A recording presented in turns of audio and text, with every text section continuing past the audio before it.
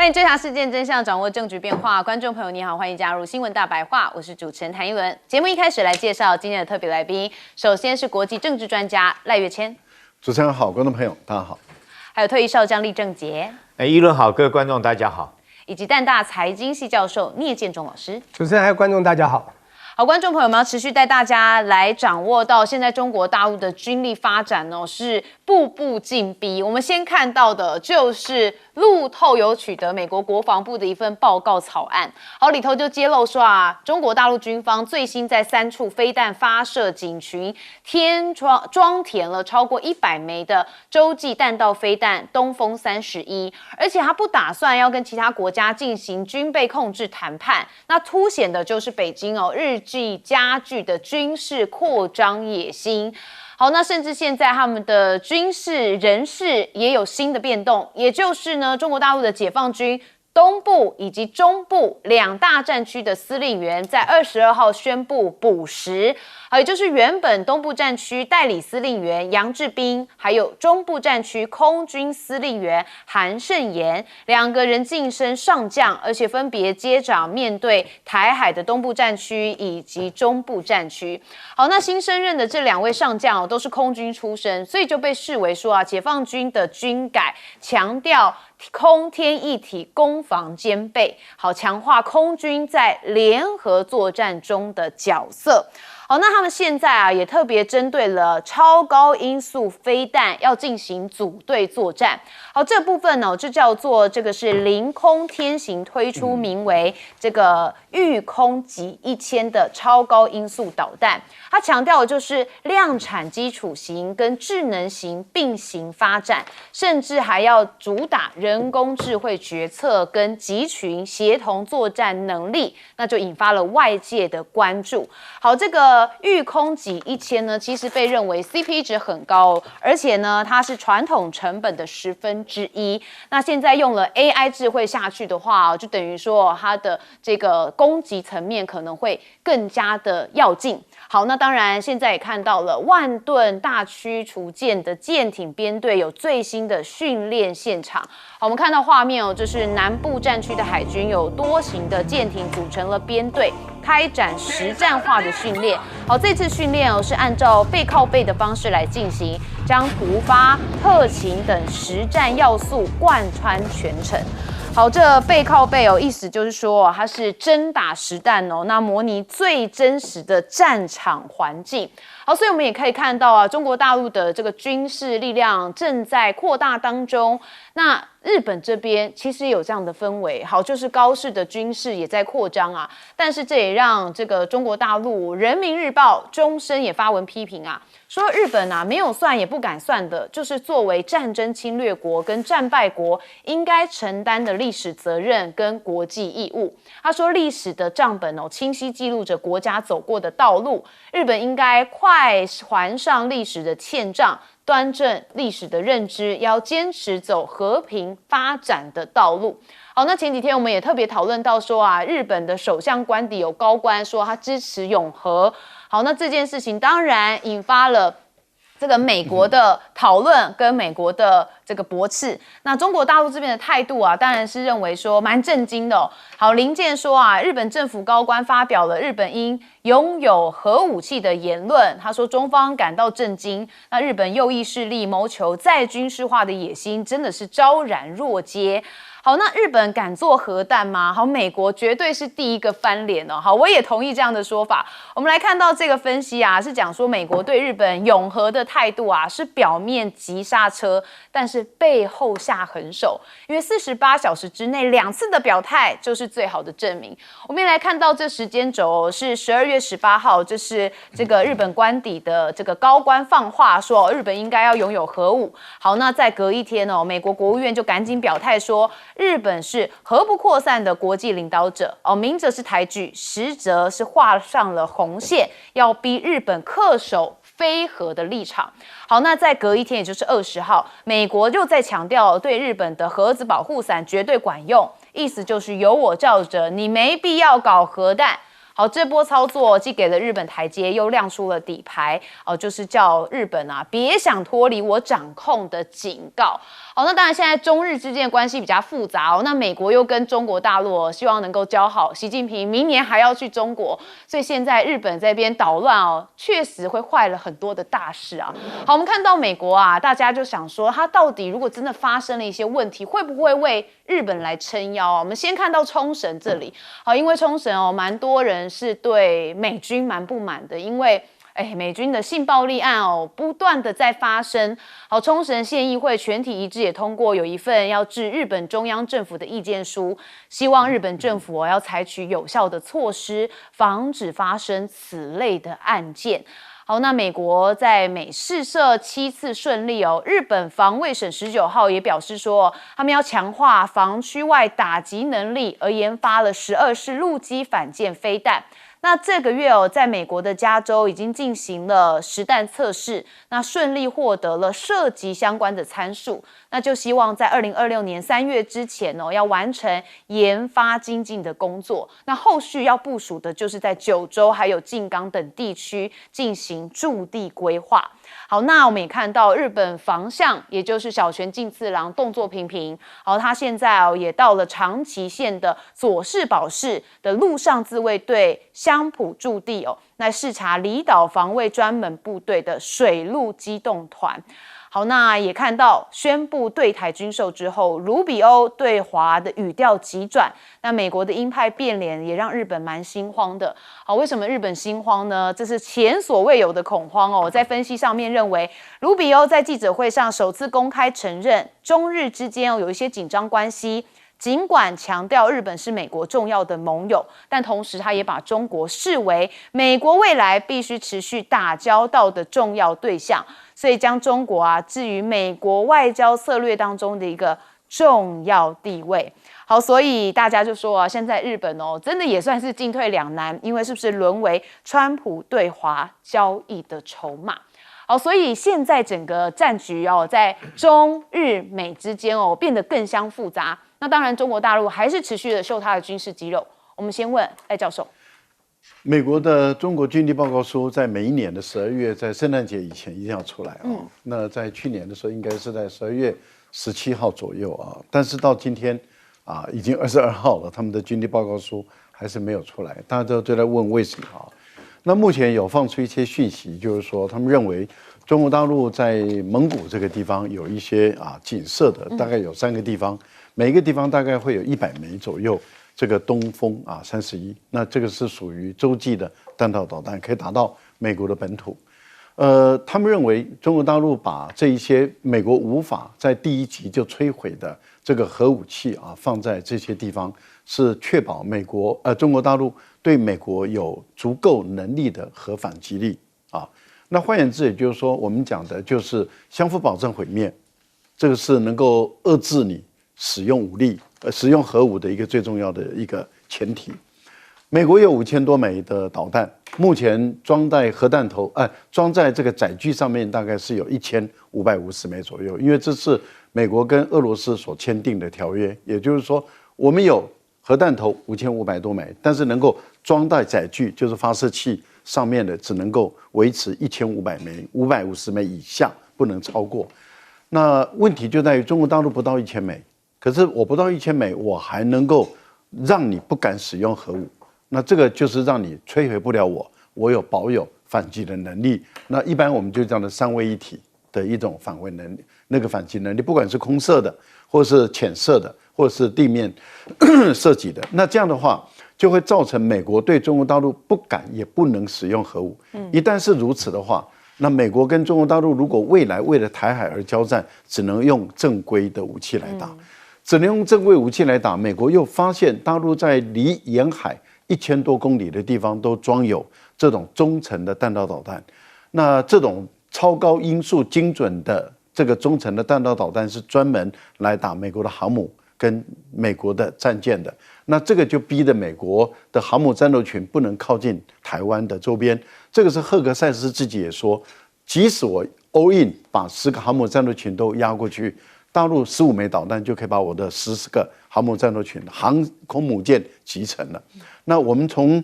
赫格塞斯的一个推论里面，我们就看到，就是说他所看到的资料，应该就是中国大陆的这种区域拒止的中程的弹道导弹，阻止美国把它的核动力的航母战斗群压到台湾来。那这样的话，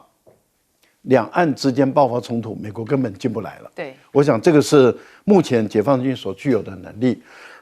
他们的美国的军力报告里面，目前揭露出来的一部分，就认为2027年之前，解放军已经具备有攻台的能力了啊！这是因为它已经能够有效的阻止美国不能进来。那另外有关于高市早苗为什么要放出他要造核弹？这个表面上看起来是所谓的他的不具名的日本高官，可是按照日本的政治传统跟文化，没有高市早苗的同意，不可能放消息。放的目的就是想要做，那想要做，现在美国的态度就是你不准做。但是高市早苗其实他要修改的核武3部原则中，里面有一个是安倍晋三一直主张的，就是我如果不制造，我如果不拥有，但是我可以引进，那也就是把美国的核武引进到日本来。他们想修的就是这一条，就是引进日本的美国的核武进入日本。这个就是安倍晋三在2014年他们在推的工作。2014年的时候就被中国大陆开始施予反击了。我想现在高市早苗想借这个机会再继续推下去，对，重新要复活的再推。好，将军怎么看？我觉得最近我们台湾很多民间的老百姓大家人心惶惶的。第一个来讲是讲说2027年会对台，大陆会对台动武。第一个讲的是赖清德自己本人，他曾经讲过。然后后来他当然有做修正了，他说改成2027年会完成对台动武的准备，武统的准备。那第二个来讲的话，再加上日本高市早苗最近冒了这些言论，那是不是让台湾老百姓开始有感觉？是不是连日本都开始讲说这个大陆会武力来攻打台湾？那如果中国武力攻打台湾的话，日本就会启动它集体防卫的一个计划哈。那再加上美国3不5时什么 CSIS 兵推啦或干什么，就一直在放话2027、2028，大概很多种说法。可是我认为说是我们很客观来讲，这个会讲出这种讯息，我们不免要怀疑是不是跟最近这个要求台湾要购买1.25兆的军购有关哈。就是美国来讲一直放出这种风声说，他们这个大陆会武统台湾呢，你台湾要赶快这个买武器啊。我觉得包括这种论述跟我们台湾自己国防部的论述蛮接近的。我们台湾现在每天也在那边讲，为什么我们要买1.25兆的军备，就是因为大陆有可能在2027年这个武力攻打台湾，所以我们要加上这方面的准备。那讲到中国大陆有没有这个能力哈，我觉得他平常讲我们客观来评估来讲的话，以这个我们台湾对大陆来讲，我相信他确实有这种能力，而且他有嚇阻大陆的能力。你看这次来讲，特别提到东风这个31有100枚在大陆的这种西北地方，就是这个内蒙那一带哈。但是这个东风31其实应该不是东风31啊，东风31射程大概是8000公里，还够不到美国本土。但是去年这个老共打了一枚叫东风31AG 的那枚射程将近12000公里，那就可以够得到美国西部的这个几个重要城市都可以够得到。那为什么这个导弹跟这个武统台湾有什么关系呢？我认为说是当然不会有关系啦，这种导弹不会丢到台湾，但是会丢到美国头上。如果说美国想要介入来讲的话，那有没有可能美国自己就要承担这种风险？我们知道2个核武大国要打起来，事实上是不容易的。我们看到俄乌战争到现在为止这个美国之所以没有动手，就是因为俄罗斯有核子武器。那如果说哪一天这个解放军真的是武力攻打台湾的话，那美国会不会忌惮于这个解放军的这种这个核导弹的威力？这一枚有100万 TNT 的当量，那是很可怕，一个城市大概一枚就毁掉了。所以美国会不会忌惮这个，然后就这个不敢这个插手，不敢介入台湾的战事？这是我们必须要台湾我们自己要认清楚的。那如果说大陆有这种对美国直接威慑的力量，那我们台湾应该要如何自处之道？之所以讲到解放军东部跟中部战区2个战区司令部改成空军的职务，我觉得这代表这个联合作战海空或陆空联合作战的可能性大大提升。因为司令官他自己本身是空军来讲的话，他对空战非常了解。那配合地面来讲的话，我觉得这是代表他中部跟东部来讲的话，会走向一个海空、地空联合作战的一种作战形态。好，我们接着问聂教授。好，那这里面有个字眼说，全球认为中国再军事化的野心。我想把这个野心改成叫决心，因为我觉得中国和平的儒家思想，并不是甚至想军事化打仗，他们是有一个决心，希望能够做到他们国家想要的目标。当然，我讲解放台湾，正是他们一个重中之重的目标，也就是高市的话语为什么会让中国急跳脚的原因。我先讲一下，全球在这个时间点，当中国军事到了一定的高位的时候，你想要跟他谈判，他说 no， 他说不谈判嘛。不然原因，我觉得有2个：第一，实力已经到了点到了一定的高度，他有绝对之自我信心；第二个，他目标就是非常明确。所以一个是他的实力，一个是他的目标。这样他为什么要跟你谈判？我有这样的决心，这样做这样的事情，你来跟我谈判就是抵挡我的目标而已。所以谈判对他反而是不利。我先讲一下哈。中国对台湾现在我觉得有4大步骤，第一个叫和平嘛，第二个呢是要走认知战，第3个就是封锁这个他们可能该做都做，第4个叫直击。那直击就可怕啦，就打仗啦。但我觉得不会打到直击，因为中国也讲过了3步，他绝对不轻易打。而且如果真的要打，是因为对方挑起的话，他绝对不打死人。第二，一定要打死人没办法，是因为你惹我，一定只打死反抗的军人，这是他3步。所以他讲的非常明确。好，我现在讲一个很重要的东西啊。就是大家分析一下哈，刚刚有讲到一个重点叫做蒙古，因为2017年内蒙古有非常重要的军演，这个呢我把它解读就习近平当时坐在吉普车上在军演的时候，刚刚讲到内蒙古的东风31，我也稍微解读一下我的认知。中国有3个百年梦，我相信大家都知道，前2个大家一定知道，一个是1921年党政军嘛，建党100年，1921到2021全国脱贫成功，全世界都知道，12.5、13.5规划的新制倍增，大家已经看到了。第二个呢，建政100年就建国，2049要达到世界第一，就是1049他们建国。这个重点就是他们有中国制造，在科技军事要走到高位，所以有2015写出的2025、35、45的3步走到世界第一强国。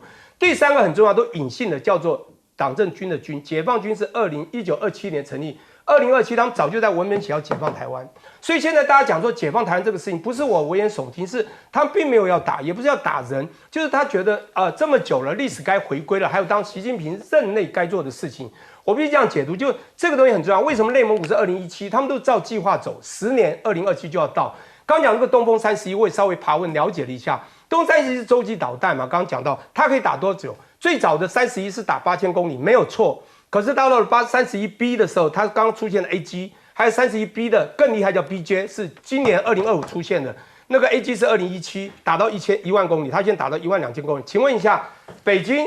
旧金山多远？9600公里。上海旧金山多远？9800公里。我告9800多到9900公里。全部都打得到，不需要打到纽约，整个西岸就打光了。所以美国怕，因此美国有个战略收缩政策叫 NSS， 叫 National Security 的 Strategy。我跟你讲，上次颁布的。对，这个原因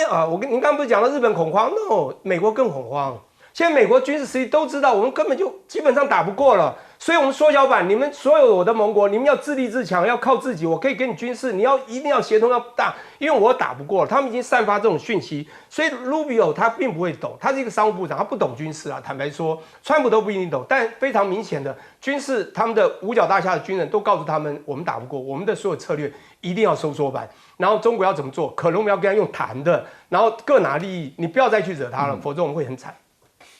我们休息一下，马上回来。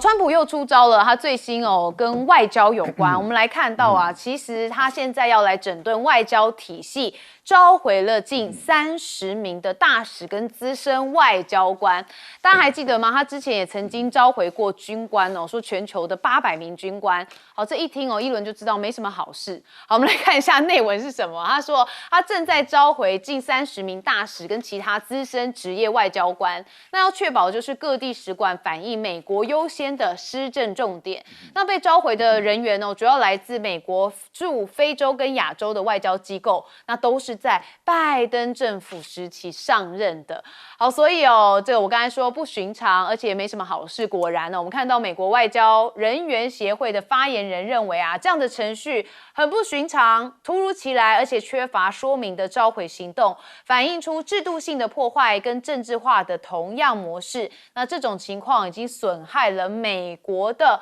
海外公信力。好，不过针对这件事情，美国的国务院是拒绝做出任何的评论。好，但是川普现在还有一招，他现在任命了特使。好，这个特使是谁呢？是格陵兰特使，因为他说我们美国必须要拥有格陵兰，所以他对格陵兰还没有放弃。好，他强调这不是出于关键的矿产考量，而是基于国家安全的需求。那在这个同时呢，他也任命了路易斯安那州的州长为格陵兰的特使，那引发了丹麦还有格陵兰方面的强烈反弹。好，我们看到丹麦这边怎么反弹呢？他们的首相特别跟总理进行了联合声明，说我们之前已经说得非常清楚了，再说一次，国家的边界跟国家主权根植于国际法，你不能并吞其他的国家。好，那丹麦的外交部长则说，他对特使的指派感到非常不满，那对特使的声明更是非常生气。他说那一份声明完全无法接受。好，虽然讲到了国际法，但是川普似乎也不是一个讲法的人他就是自己想做什么就做什么。好，所以接下来还要再看这个会怎么样发酵。但是呢，欧盟的执委会发言人也特别讲到要维护丹麦国王的领土完整、主权跟他们的边界不可侵犯性，那这对欧盟是至关重要的。好，那川普的出招当然不止这样他自己也要有这种坚强的信念，也就是他创了川普号。说是历史上这个最大的战舰，那他宣布要造2艘全新的川普级战舰，他把它称为叫做黄金舰队。好，我们来听听他怎么说。Welcome to Mar-a-Lago for this exciting announcement of the new Golden Fleet. We're calling it the Golden Fleet that we're building for the United States Navy. As you know, we're desperately in need of ships. Our ships some of them have gotten old and tired and obsolete, and we're going to go the exact opposite direction. Each one of these will be the largest battleship in the history of our country, the largest battleship in the history of the world ever built.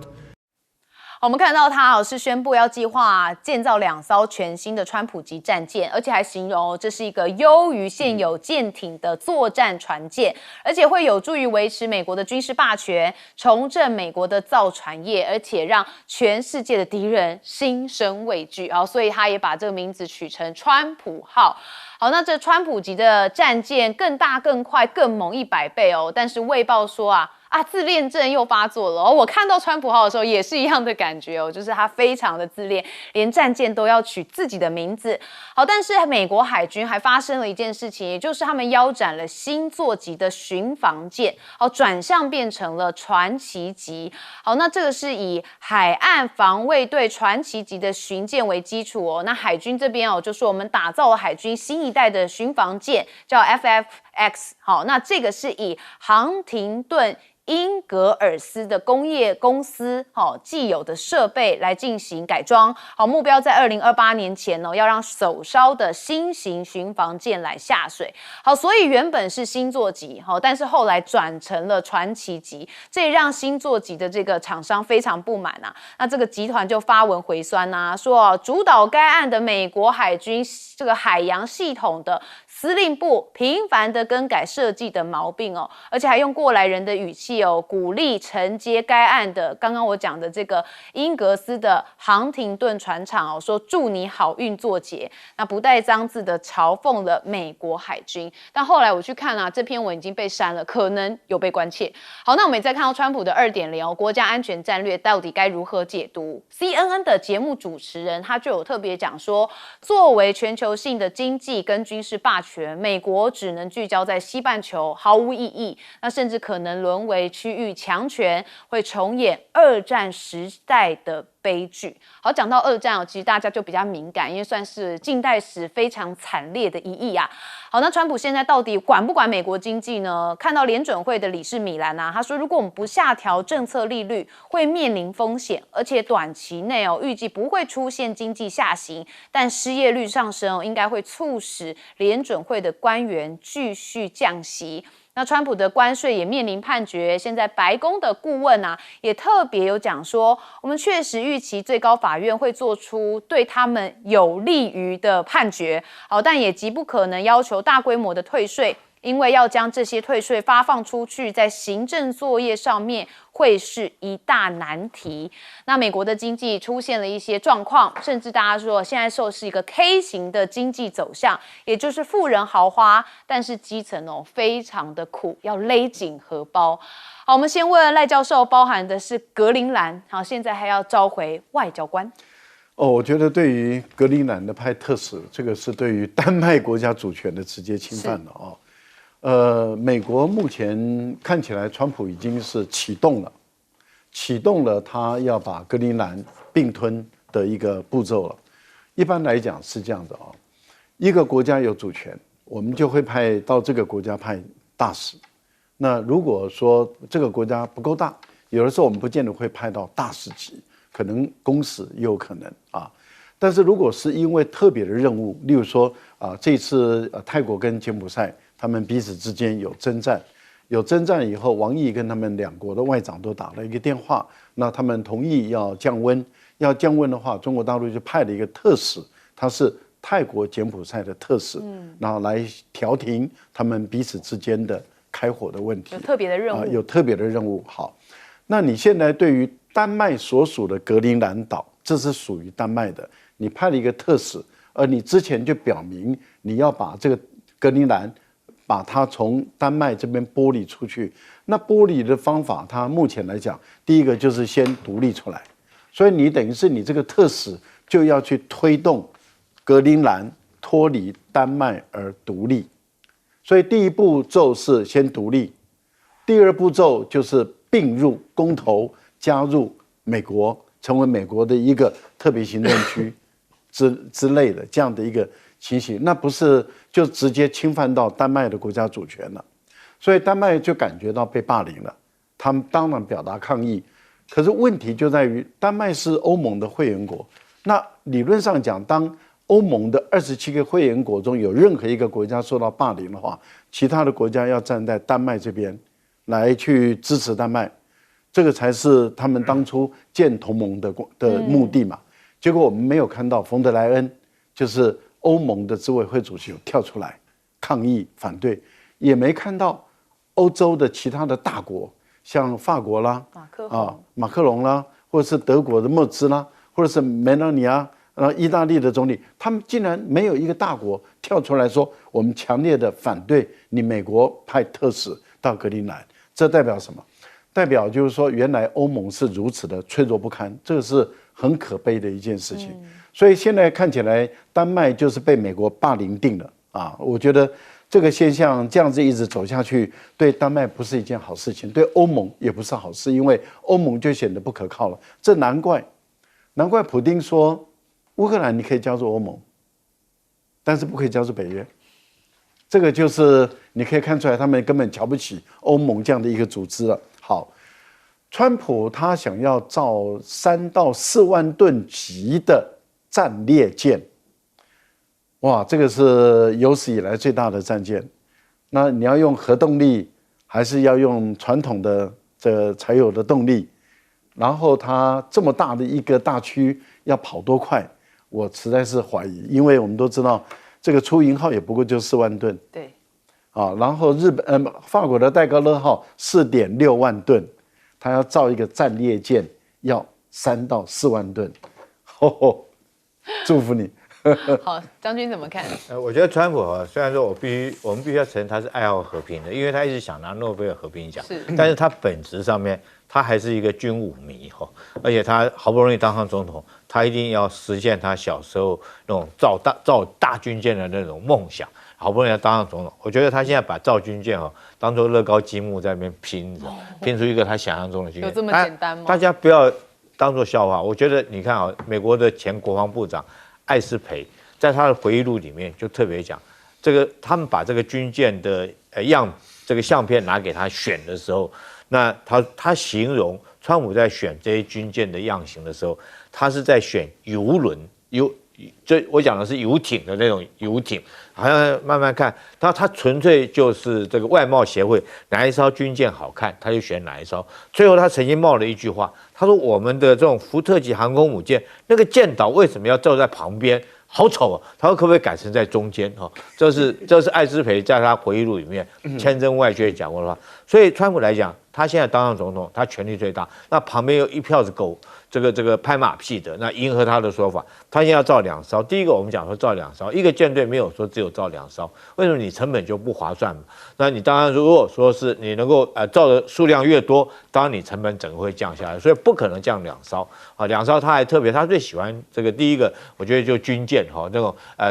大炮型的主力战舰型那种造型。第二个他喜欢黄金，所以他取一个黄金舰队。这个要造这个2艘，那美国这个以现在造军舰能力造得出来造不出来，我们这上面已经给了很明确的答案。它原来美军自己造的叫做这个滨海战斗舰，它是模块化组装的。就我今天要反潜的时候，我将这条军舰上面放上我模块的这种组装上去，它就可以反潜作战。我要防空作战，我就放上防空的装备上去。原来构想是很好。可是这艘军舰从出来到现在不到10年就被淘汰了，美军自己把它淘汰掉。原来说还要卖给周遭的一些同盟国家，那我们台湾赶快说不要，连我们台湾都不要，因为那个事实上是不符合作战的情形。因为你作战的时候怎么可能说是打仗打一半回来我换上防潜的啊，打一半回来我换上防空的模组块，根本就不可能。所以它滨海战斗舰它没办法做的时候，它改了次一级叫做星座级，就是我们讲的星座级那一家。星座级它原来又要做几艘，要做80艘那么多，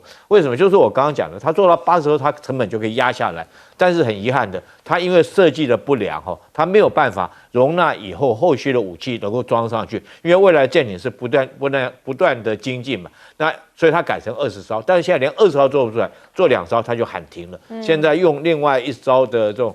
海警船的船体来制造它的巡防舰，所以从这过程之中你就知道，它连巡防舰都造不出来，它怎么可能去造黄金战舰呢？好，所以将军是不看好的。我们问聂教授，当然不太看好。美国制造业空洞化，怎么去造船嘛？川普自己前一阵子都讲了，中国现在一天造一艘船，他们怎么办？他们1年造不烧一艘，所以他们压迫着日本或美国。你知道现在全世界造船1半以上都是中国的实力，日本13%，韩国17%，所以他要挟日本、韩国啦，也到美国去设这个军事港去做造船厂。但是我先讲一下，川普呢，当然他是一个非常有趣的人。你要知道，他年轻的时候30几岁的也成立过川普航空公司。他当时买下航空公司，改名马上叫 Trump， 你去研究一下。他也喜欢玩，他也搞了个演艺公司，也叫川普演艺公司。他就是这样的人。可是重点，这是对自己的企业。你以前是川普的 CEO，27岁当 CEO， 那是你以前。现在你治理国家啊，你不可以这样的。我的重点是，所有的舰，你不管福特号，你知道。这些人都是在过去，也不是他自己这个将军在位的时候喊出来，或者总统在福特当时喊出来，是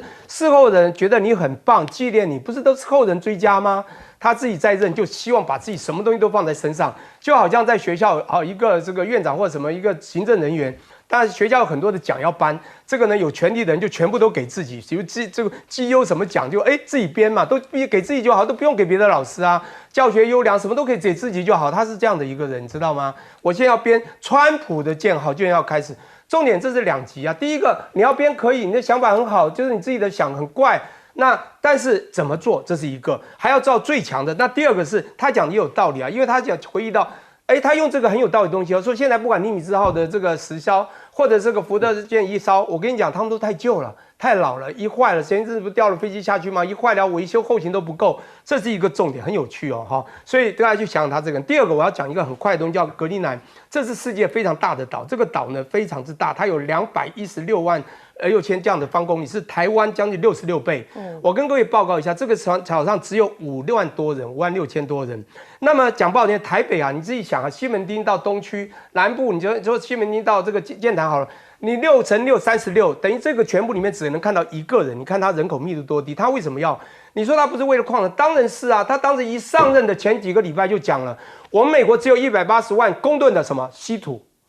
格陵兰我看到有150万吨的稀土。他马上就要拿。请问这个有80% 以上被雪覆盖的国家，不是国家，丹麦区这个历史的这个地区，他为什么要拿？当然，这个从好处讲，他是很聪明的，可是没有用啦。但是你也要知道，你要照程序走。实体就算你美国是一个霸权，你想要拿，但是你程序也要尊重所有的欧洲国家，这样就有点霸凌的感觉嘛，不是这样吗？好，我们休息一下，马上回来。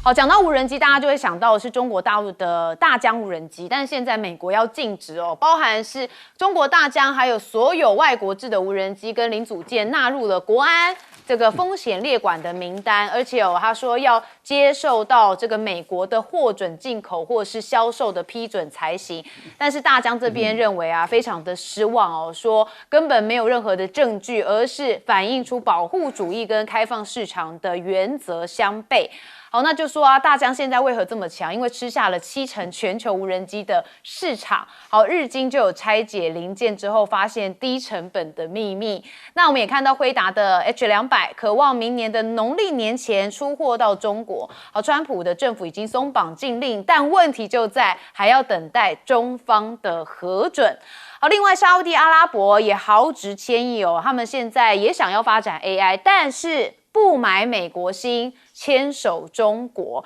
所以很多外媒认为川普赌输了。好，那现在这场交易，也就是 AI 交易，当然也就是牵涉到整个世界权力的核心转变所以看到沙烏地阿拉伯现在跟中国大陆的关系是越来越近了。那中国大陆现在在很多的场景上面应用 AI 的部分最厉害的当然是机器人因为它有很多的突破，像是有最新研究AI 机器人潜在风险只有一个词，其实就能让它辩解。好，那他说这个关键词就能远端的控制 AI 机器人，改变它的行为，甚至执行攻击命令。但有人担心说如果有人是比较恶意的话，会不会导致一些问题？所以这个有机器人有好也有坏，水能载舟亦能覆舟。好，但是机器人现在还有能够感知冷热的皮肤，那当然人机协作就迈入了一个新的阶段。那他们甚至可以感觉到杯垫的温度，还可以察觉到手心因握持而升高的局部湿度，就是越来越像人了啦。那大摩也认为中国的人形机器人市场将增加100倍到4.7兆。好，人形机器人渴望在承担很多的工作，那像是应用场景很多那涵盖了装配、包装、好质检，还有运输等任务，也支持黑灯工厂等多模组化的协作。那要推进的就是全自动化的系统建设。那内地也出现了像是租机器人的这个平台，租金200人民币起那应用的场景非常的广泛。那这当然也成为了现在很多人讨论的话题，因为过去都想说只有电影才看得到，越来越贴近我们人的生活，自然是非常非常有这个讨论度的。那我们再看到习近平现在很积极的部署一些重点产业在广东说有超过2200亿元的战略新兴的产业资金，那甚至还有广深高铁开通，那就是到盛江广州只要1个小时32分钟，时速是350公里。那广东也登顶高铁第一省，那全国还有多条线路是准备开通。你可以看到现在高速铁路的示意图也都一并的给大家看。好，那当然广州到盛江的广深高铁那还有这个汕汕高铁汕头南到汕头段都是同日开通。那广东省的高铁营运里程增加了420多公里，总里程数超过了山东。所以现在要把这条大通道整个连接起来，就说像是长三角海西、珠三角以及北部湾等国家级的经济区高效的连接起来，要实现沿海经济来带入人流、物流跟资讯流，那进一步的释放国家发展的潜能。好，那我们也看到包营高铁也是全线开通内蒙、宁夏跨省交通就迈入了一个新的世代。所以现在在中国大陆这边一些基础建设也是这个炉火纯青，一直在进步当中。好，我们看到了就是无人机跟晶片的部分一直还是大家讨论的焦点。我们先问赖老师。无人机，中国大陆确实碾压了全世界啊，那当然包括美国在内。是美国拼了命要跟中国大陆竞争无人机，但事实上它是输得很惨。不过我觉得美国人这样子胜之不武了哈，因为输了就禁啊，由 FCC 来禁啊。FCC 为什么管得到无人机？他说，因为里面有用通讯系统啊，那因为遥感那个都是通讯嘛。所以那就是我管的，我就不让你进。可是我觉得这样子对美国的农民来说不公平，因为美国现在的农民大量的使用无人机，啊，他们不管是那个撒农药、撒肥料，还有很多的监看啊，因为现在农民不用说每天都要像过去一样，你去巡田里面，你在家里面都可以看得到，你可以用无人机去看看你的。这个农作物的长的情况怎么样？它可以，它应用范围很广。它不但可以它可以杀虫、施肥料、施这个那个打农药，然后它本身还可以帮你去监看、帮你去了解，还有森林警察，它也是透过无人机去了解它的这个监视的范围。警察也透过无人机去掌控这个在追罪犯的时候，它的这个，还有就是有很多网红。他们也用无人机自己去拍，例如说他到海滩去，他们在海滩的运动或者什么，他们可以用无人机去拍摄等等，这么多的一个应用，结果你现在不让他用，然后他们可以买到物美价廉的无人机，然后你却规定他一定要买美国的那些笨重又贵，然后又不好用的无人机，那最后一定是想办法。走水货嘛，走别的地方进来嘛，所以我觉得这个不是一件好办法了。美国人如果这样做的话，你等于是让大陆有更多的理由，对于你很多的产品就设限制了。例如说你刚刚讲的 H200，因为美国有个法律规定，你所有的数位的产品，就是通讯数位产品，都必须要留有后门，让美国的 CIA 情报人员、FBI 他们可以透过后门。进入系统里面去偷听、偷看、然后偷拿资料，这个是他们的法律规定，所以我们才会说美国自己他们这些大咖也都承认了啊，他们例如说脸书都承认他有后门给情报人员，不然的话梅克尔的情报怎么泄露的？他用脸书或是用他的通讯系统跟他的朋友聊天的时候，为什么会被美国人截听？就是因为他们都有后门留给他们，包括很多的软件都在里面。那一旦是如此的话，对大陆来说，那你辉达是不是也一定要遵守美国的法律？因为黄仁勋一直强调他一定遵守美国的法律。是。那黄仁勋说我没有后门，可是这个就有矛盾了嘛。所以我觉得现在中国大陆要查的就是要先确定，如果没有后门，那当然可以用；但是如果有后门，那开玩笑 AI 所以大陆现在已经规定，国营企业还有政府补助的 AI 的运算中心都不准用这个进口的。当然不是针对黄仁勋来的，而是都不准用进口的。最主要的就是怕有后门让他们进去。好，聂教授怎么看？我先讲一下这个，大家都知道绿人车、无人机这个机器人这个我们讲机车人。那全部呢，大家都知道，自驾车都中国呢不但量产，而且价钱非常便宜。当然，对中国自己也产生了内卷的现象。但是你今天在国际中你不用，你怎么办？因为有两样东西，一个是需求，一个是成本。好，那我请问一下，如果你需求，你这个国家没有能力制造，你没有能力，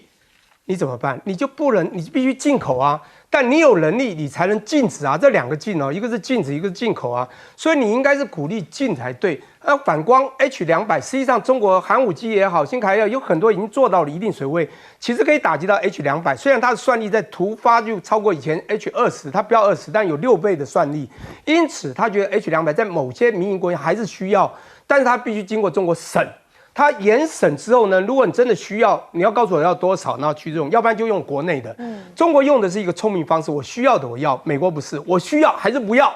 我的消防也需要啊，刚刚讲到农民也需要啊，最后那递送也需要啊，甚至监视都需要。请问你美国人做出这么多这么好，而且很贵，那你以后要的人，你看国家就算，人民农民怎么买？所以美国真的，我觉得有点瞎了，在这个地方，我觉得这个真的是背后的经济团队真的不够。我最后再讲哈，那为什么沙特阿拉伯呢跟王毅他会去买这个中国的，讲不好听点，便宜好用，而且最重要的供货无忧啊。2个程度，第一个呢，它量产让你绝对是供货无忧，而且又便宜。从经济角度，从政治角度也是一样。因为美国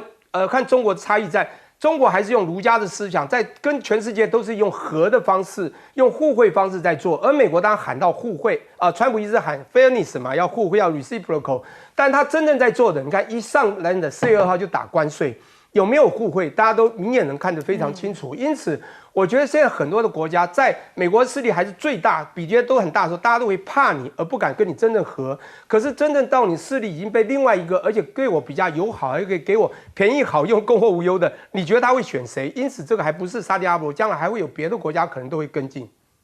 好，将军怎么看？当然这是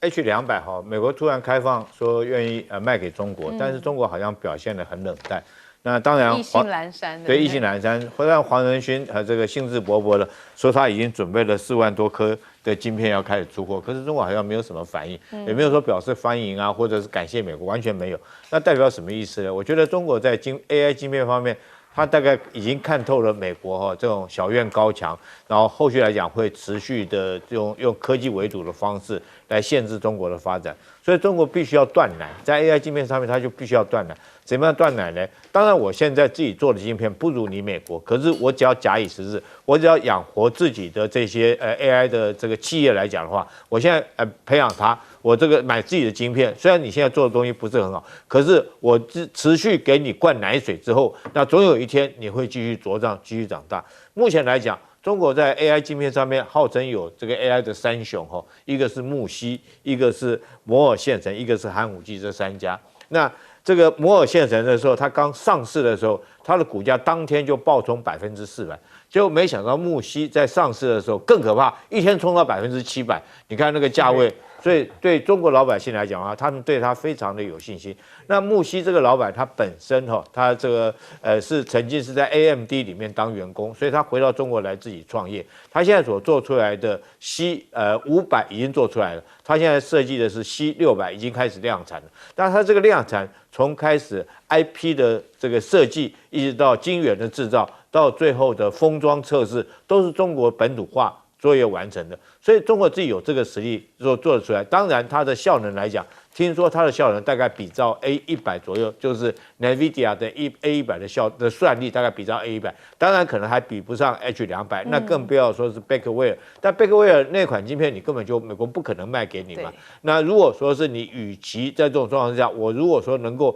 养活自己，培养我自己的国内的 AI 企业，我可以用什么方式来培养？我们看到中国这时候采取措施，譬如说是我电价给你减半，你要用中国的产品来讲，我电价给你减半。虽然说你用中国的晶片可能会比较耗电，可是我电价给你减半，对企业来讲，它就没伤啊。而且基于爱国心，我觉得后续来讲，这个民众这个股票会说话民众会让这支股票突然刚上市第一天就飙冲到700%，代表说大家后市看好。那对于中国来讲我们看到这个广东的高铁有一句话，老话讲得好，要致富先造路了这个你只要有路，当然就可以货畅其流那这个当然路有很多种路这个包括